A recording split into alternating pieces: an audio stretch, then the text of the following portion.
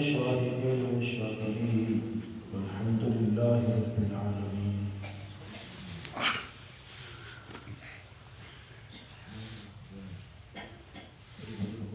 دوستو بھائیو،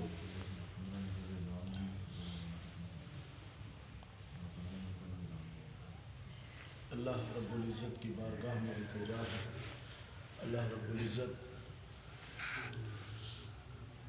نور محمد صاحب کی بخشش فرمائے اور اللہ تبارک و تعالیٰ ان کی قبر کو جنت کا باغ بنائے، ان کے بچوں کو، پسماندگان کو، غامیوں کو سب کو صبر جمیل عطا فرمائے، اجر جزیل عطا فرمائے۔ فکرو ان محفلوں سے مقصد یہی دعا ہوتا ہے کہ اکٹھے ہو کر دعا کریں گے، تعزیت مقصد ہوتا ہے کہ کسی کے غم میں شریک ہونا، کسی کو صبر کی تلقین کرنا، صبر کی دعا کرنا، کسی کو تعزیت اور دعا اور ایصال ثواب مقصد ہوتا ہے، اور ساتھ ساتھ اپنی موت کو بھی یاد کرنا ہوتا ہے کہ نور محمد صاحب تو چلے گئے، انہوں نے تو موت کا پیالہ پی لیا، لیکن ہم نے پینا ہے، اور موت کا پیالہ کوئی آسان نہیں ہے، کیونکہ وہ موت کا پیالہ آسان نہیں ہے۔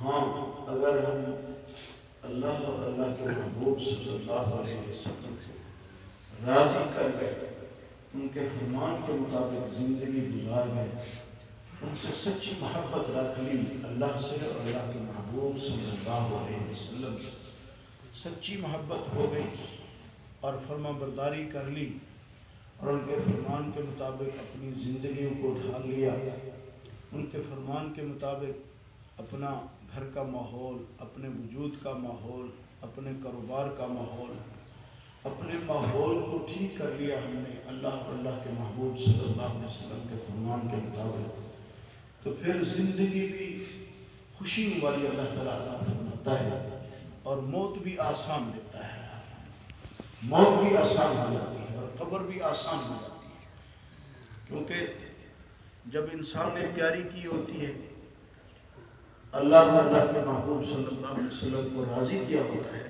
تو اس کے لیے موت نہیں ہوتی، بلکہ اس کو موت کا انتظار ہوتا ہے کہ موت آئے گی تو جس کے لیے میں نے زندگی گزاری ہے، جس کے فرمان کے مطابق میں نے زندگی گزاری ہے، جس کے عشق میں میں نے زندگی گزاری ہے، اس ذات کا دیدار ہوگا، اس ذات سے ملاقات ہوگی، تو اس ملاقات کے شوق میں اور دیدار کے شوق میں جب جا رہا ہوگا دنیا سے، تو اس کے لیے موت نہیں ہوگی، موت ایک مزے والی چیز بن جائے گی، ایک خوشی والی چیز بن جائے گی۔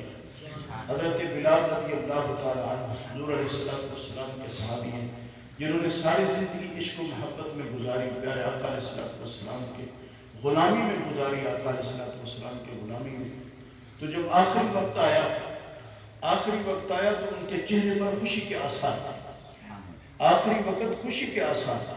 موت کے وقت کون خوش ہوتا ہے؟ سب رو رہے ہوتے ہیں کہ بچوں سے جدا ہو رہے ہیں، دنیا سے جا رہے ہیں، سب کو یہی غم لگا ہوتا ہے، فکر لگا ہوتا ہے۔ حضرت بلال رضی اللہ تعالیٰ عنہ کے بچے بھی تھے، گھر بار بھی تھا، لیکن خوشی کے آثار، چہرے پر حشاشی بشاشی ہے، تو گھر والے پوچھتے ہیں بلال تو بچوں سے جدا ہو رہا ہے، گھر سے جدا ہو رہا ہے، یہ خوشی کیسی ہے؟ تو حضرت بلال رضی اللہ تعالیٰ عنہ نے فرمایا کہ تمہاری سوچ اپنی ہے، میری سوچ اپنی ہے، تم یہ سوچ رہے ہو کہ بلال گھر سے جدا ہو رہا ہے، بلال بچوں سے جدا ہو رہا ہے، لیکن میری سوچ یہ ہے کہ جس کے لیے میں تڑپ رہا تھا، جس کی محبت میں تڑپ رہا تھا، جس کے لیے میں زندگی گزار رہا تھا، اس محبوب کے دیدار کے لیے جا رہا ہوں، مجھے خوشی یہ ہے۔ اور جس کو یہ خوشی ہو پھر اس کے لیے مرنا نہیں ہوتا۔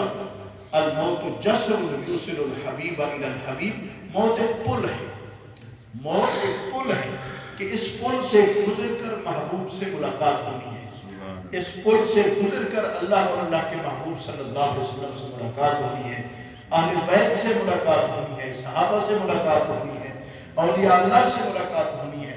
ان کی زندگی کیسی پیاری ہوگی ان لوگوں کی کہ جو جب یہاں دنیا سے جا رہے تھے تو خود امام الانبیاء صلی اللہ علیہ وسلم کا استقبال فرما رہے تھے۔ حضرت امام بخاری رحمۃ اللہ علیہ جب دنیا سے گئے تو عبد الواحد ابن زید رحمہ اللہ ایک بزرگ گزرے ہیں، انہوں نے فرمایا میں نے خواب میں دیکھا کہ پیارے آقا علیہ السلام اور صحابہ سمیت جیسے کسی کا استقبال کیا جاتا ہے، انتظار کیا جاتا ہے، انتظار میں کھڑے ہیں، تو خواب دیکھنے والا پوچھتا ہے کہ حضرت کس کا انتظار ہے؟ آپ نے فرمایا تمہیں پتہ نہیں ہے، میری حدیث کا خادم، میری حدیث کو محفوظ کرنے والا امام بخاری دنیا سے آ رہا ہے، میں اس کا استقبال کر رہا ہوں۔ ان کے لیے موت تحفہ بن جاتا ہے، موت تحفہ، موت تحفۃ المؤمن الموت۔ میرے آقا نے فرمایا کہ مومن کا تحفہ موت ہے، مومن کا تحفہ موت ہے۔ تحفہ کیا ہوتا ہے؟ گفٹ خوشی کے موقع پر دی جاتی ہے، تحفہ خوشی کے موقع پر دیا جاتا ہے، تحفہ دینے والا بھی خوش ہوتا ہے، تحفہ لینے والا بھی خوش ہوتا ہے۔ اگر سچے مومن بن گئے تو موت تحفہ ہوگا، رب دینے والا ہوگا، ہم لینے والے ہوں گے، دینے والا بھی خوش ہوگا، ہم لینے والے بھی خوش ہوں گے۔ یہ موت تحفہ ہے، اللہ اس کو تحفہ بنائے ہمارے لیے۔ اور جن لوگوں نے قربانیاں دی ہیں ایسے نہیں دی انہوں نے، یہ تو صرف اللہ تبارک و تعالیٰ ان کی بخشش فرمائے، اچانک موت آ گئی، چھوٹے چھوٹے بچے ہیں، اللہ تعالیٰ ان کی عمر دراز فرمائے اور ان کی خود کفالت فرمائے۔ اللہ کے نیک بندوں نے، مقبول بندوں نے تو اس کے لیے قربانیاں دی ہیں، قربانیاں دی ہیں۔ کربلا کے میدان میں حضرت امام حسین علی مقام علیہ السلام آپ نے قربانیاں دی ہیں، خوشی سے قربانیاں دی ہیں۔ کون بچے اپنے قربان کرتا ہے؟ ان کو پتا تھا کہ یہاں رہنے میں لطف نہیں ہے، اللہ کے محبوب صلی اللہ علیہ وسلم کے نام پر قربانیاں دینے میں لطف ہے، قربانیاں دینے میں لطف ہے۔ نوجوان قربان کیے، بچے قربان کیے اور اپنی جان بھی قربان کر دی، جان بھی قربان کر دی اور خوشی سے کیا ہے۔ یہ نہیں کہ ان کو فکر تھا، ان کو غم تھی، نہیں، کوئی فکر نہیں ہے، کوئی غم نہیں ہے، خوشی سے بچے دے رہے ہیں، خوشی سے قربانیاں دے رہے ہیں، خوشی سے اپنی جان دے رہے ہیں، کیونکہ ان کو پتا تھا کہ یہ جان دینے میں جو لطف ہے، کیونکہ حدیث پاک میں آتا ہے کہ شہید کے خون کا قطرہ زمین پر بعد میں گرتا ہے اور اللہ اور اللہ کے محبوب کا دیدار پہلے ہوتا ہے۔ خون کا قطرہ زمین پہ بعد میں جاتا ہے اور اللہ اور اللہ کے محبوب کا دیدار پہلے ہوتا ہے۔ ان لوگوں کو جب دیدار ہو رہا ہوتا ہے، حدیث پاک میں قرآن مجید کی آیت ہے کہ حضرت یوسف علیہ السلام کو دیکھنے والی زلیخا کو ملامت کرنے والی جو عورتیں تھیں کہ زلیخا کو ملامت کر رہی تھی، یوسف زر خرید غلام ہے، بازار سے خرید کر لائی ہے، اب اس پر عاشق ہو گئی ہے، اس سے محبت کر رہی ہے، تو زلیخا نے سوچا کہ اس ملام سے بچنے کے لیے میں ان کو کیا سمجھاتی رہوں۔ ان کو بلایا، دعوت کی اور ان کی دعوت کر کے ان کے ہاتھ میں چھری دے دی اور پھل دے دیا۔ ادھر ان سے کہا کہ تم چھری سے پھل کاٹو اور کھاؤ۔ یہ کاٹنے لگے، ادھر یوسف علیہ السلام سے درخواست کی، اس کو پردے میں بٹھایا ہوا تھا۔ وَقَالَتْ اخْرُجْ عَلَيْهِمْ، قرآن مجید ہے کہ اے یوسف پردہ ہٹا کے تھوڑا سا ان کو دیدار تو کرا دے۔ جب یوسف کے چہرے پر ان کی نگاہ پڑی تو ان کو ہوش نہیں رہا کہ ہم پھل کاٹ رہی ہیں یا انگلیاں کاٹ رہی ہیں، اور انگلیاں کاٹ رہی ہیں درد نہیں ہوتا، انگلیاں کاٹ رہی ہیں درد نہیں ہوتا ان کو۔ تو معلوم ہوا یوسف کے چہرے میں ایسا حسن تو تھا کہ ان کا ہوش ہی ختم ہو گیا۔ بھائی اگر یوسف کے چہرے میں ایسا حسن تھا تو تیرے میرے نجبال نبی کے چہرے میں کتنا حسن ہے، سبحان اللہ، میرے آقا کے چہرے میں کتنا حسن ہے، حسنین کریمین کے چہرے میں کیسا حسن ہے، مولا علی کے چہرے میں کیسا حسن ہوگا۔ تو جب یہ چہرے سامنے ہوں گے تو پھر مرنا نہیں ہوگا، وہ لطف والا مرنا ہوگا، وہ مزے والا مرنا ہوگا۔ بھائی ان لوگوں سے سچا پیار کریں، اللہ سے محبت اور اللہ کے محبوب صلی اللہ علیہ وسلم سے محبت اور محبوب صلی اللہ علیہ وسلم کی آل پاک سے محبت، صحابہ سے محبت، اولیاء سے محبت۔ اگر ان سب سے محبت کریں گے اور حضور علیہ السلام کی سنت کے مطابق اپنی زندگیوں کو ڈھال دیں گے، آقا والے اخلاق اپنا لیں، آقا والے اعمال اپنا لیں، نقلی بن جائیں، محبوب کے نقلی بن جائیں۔ بھائی اس نقلی میں بننے میں بھی چاہتے ہیں، اس نقلی بننے میں حضرت موسیٰ علیہ السلام کا نقلی تھا جو موسیٰ علیہ السلام کو نقل کیا کرتا تھا۔ یہ پاؤں سے کر لیں، اللہ کی نعمت ہے پاؤں میں۔ اللہ یوسف علیہ السلام کا نقلی ہے، یوسف علیہ السلام کی طرح جبہ پہن لیتا ہے اور عصا اٹھا لیتا ہے، تقریر کرتا ہے موسیٰ علیہ السلام کی طرح، لوگوں کو ہنساتا ہے. جب وہ مرنے لگا تو وہ کلمہ پڑھ رہا تھا, موسیٰ علیہ السلام کا کلمہ, دشمن ہو کر کلمہ پڑھ رہا تھا. تو موسیٰ علیہ السلام نے درخواست کی, مولا کریم یہ تو مجھے اذیت دیتا تھا, یہ تو میری نقل کرتا تھا. اللہ تبارک و تعالیٰ نے فرمایا اے کلیم میں اس کے کرتوت دیکھتا یا تیری نقل کی طرف دیکھتا, شکل تو تیری بنا لیتا تھا, جبہ تیری طرح پہن لیتا تھا, آسا تیری طرح اٹھا لیتا تھا, تو تیری نقل کی برکت سے میں نے اس کو دولت ایمان سے نواز دیا ہے. اگر موسیٰ علیہ السلام کا نقلی بن گیا تو اس کو دولت ایمان مل گئی.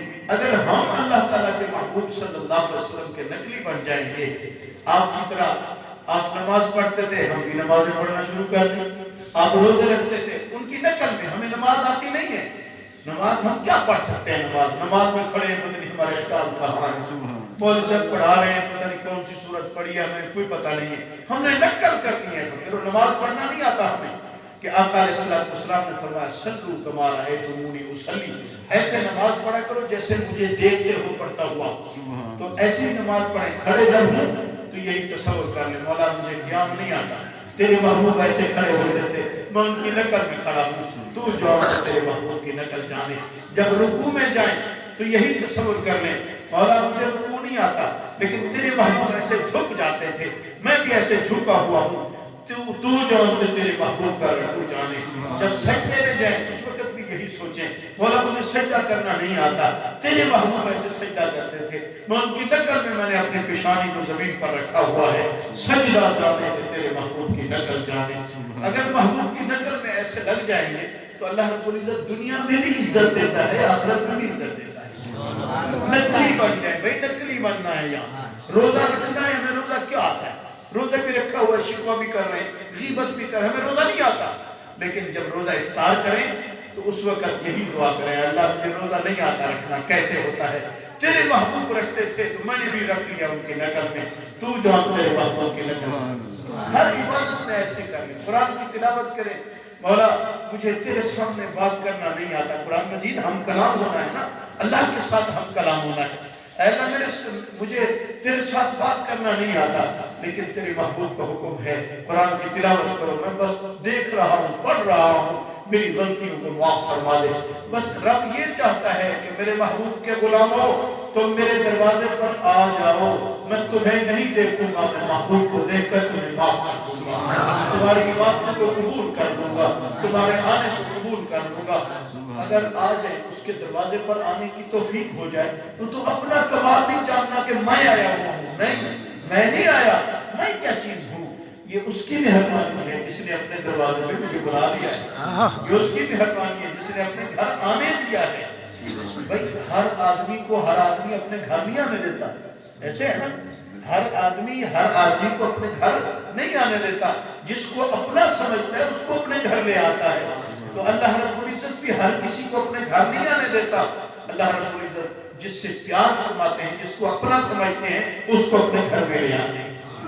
آ تو جا, نقل تو کر میرے محبوب کی, میں تیری طرف نہیں دیکھوں گا, میں اپنے محبوب کی طرف دیکھ کر تیری بات بھی قبول کر لوں گا, تیرے گناہوں کو معاف والا کر دوں گا. بھائی اپنی زندگیوں کو ڈھال لیں محبوب صلی اللہ علیہ وسلم کی محبت میں ڈھال لیں. محبوب کا سچا غلام وہی ہوتا ہے, محبوب کا سچا غلام وہی ہوتا ہے جس کے سینے میں پیارے آقا کی محبت ہو, اہل بیت کی محبت ہو, صحابہ کا پیار ہو, اولیاء اللہ کا پیار ہو, سینے میں محبت ہو, اور ظاہر پر حضور کی نقل ہو, حضور کی سنت کی پیروی ہو.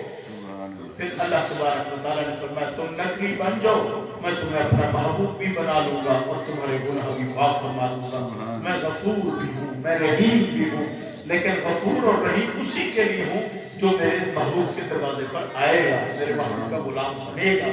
اللہ رب العزت ہم سب کی حاضری قبول فرمائے. جی